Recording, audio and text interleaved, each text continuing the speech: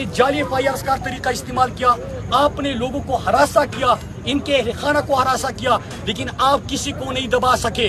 सुन लो, ये पाकिस्तानी कौम खुददार कौम है। अमरीकी साजिश के नतीजे में बनने वाली इम्पोर्टेड हुकूमत कोई तस्लीम नहीं करते।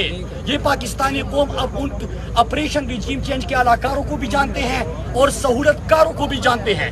ये इनका चेहरा पहचान चुके हैं। और मैं इनको बताता चलूं कि खुदा के लिए पाकिस्तान के ऊपर रहम करे।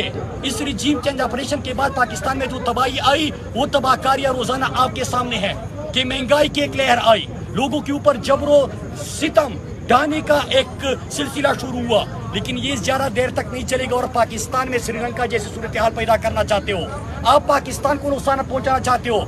अगर अवाम का और कौम का नब्ज देखना है तो किसी शादी में शिरकत करो, किसी जनाजे पे चले जाओ, किसी चौराहे पे, किसी चौक में, किसी बाजार में खड़े हो जाओ, आपको एक ही आवाज सुनाई देगी कि पाकिस्तान इन गद्दारों को माफ नहीं करता जिन्होंने पाकिस्तान का सौदा किया, पाकिस्तान की खुद मुख्तारी का सौदा किया। पाकिस्तानी उन लोगों को आप माफ नहीं करते जो पाकिस्तानी अवाम के मैंडेट पे डाका मार के रात की तारीकी में साजिश के तहत पाकिस्तान में हुकूमतें बदलना शुरू कर दी। पाकिस्तानी कभी इन लोगों को माफ नहीं करेंगे। और इमरान यास खान के गिरफ्तारी के ऊपर पाकिस्तान तहरीक इंसाफ कल पूरे पाकिस्तान में एहतिजाज, हर प्रेस क्लब के सामने इंशाल्लाह एहतिजाज करेगी।